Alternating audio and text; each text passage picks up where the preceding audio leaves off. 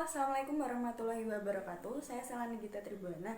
Saat ini saya akan menjelaskan beberapa materi tentang berpikir kreatif.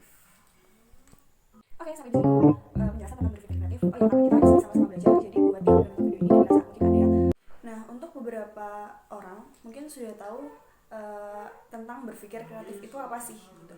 Cuman untuk orang awam mungkin yang belum tahu atau sekedar cuma tahu-tahu aja, sebenarnya berpikir kreatif itu adalah cara berpikir di mana seseorang mencoba menemukan hubungan-hubungan baru untuk memperoleh jawaban baru terhadap suatu masalah. Yang intinya itu saat kita kayak ada suatu masalah atau persoalan gitu, kita pasti cari jalan keluarnya. Nah, pas berpikir tentang cari jalan keluar, otomatis kita kayak udah ngembangin ide-ide dalam pikiran kita. Nah, itu munculin sikap kreatif dalam berpikir.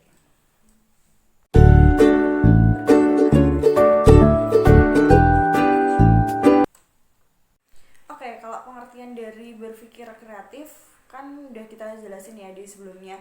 Jadi sebenarnya berpikir kreatif itu tidak selalu menghasilkan sesuatu yang betul-betul baru, melainkan bisa menghubungkan hal-hal yang sudah kita ketahui menjadi pengertian yang lebih sempurna. Sedangkan kalau yang konvensional itu semua hal yang sifatnya mengikuti kebiasaan-kebiasaan yang lazim digunakan atau berdasarkan kesepakatan banyak orang, kayak contohnya nih ada di suatu tempat kayak gitu yang sudah disepakati oleh penduduk di dalamnya gitu.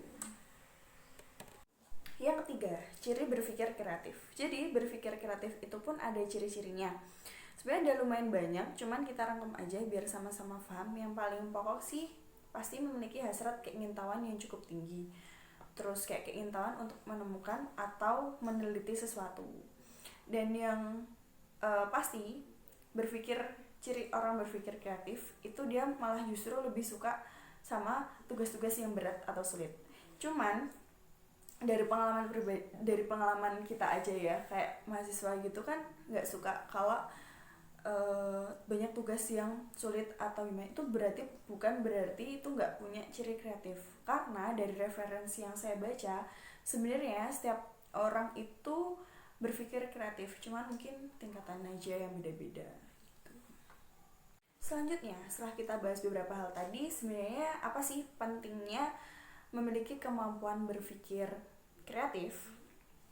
Nah, sebetulnya berpikir kreatif itu sangat berpengaruh sama kehidupan kita.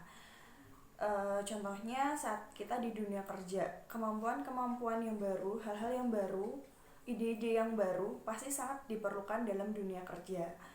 Begitupun dengan kehidupan pribadi mahasiswa kayak kita gini. Memiliki kemampuan untuk memecahkan suatu masalah itu pasti sangat diperlukan, apalagi saat kayak tugas-tugas dari dosen atau gimana gitu.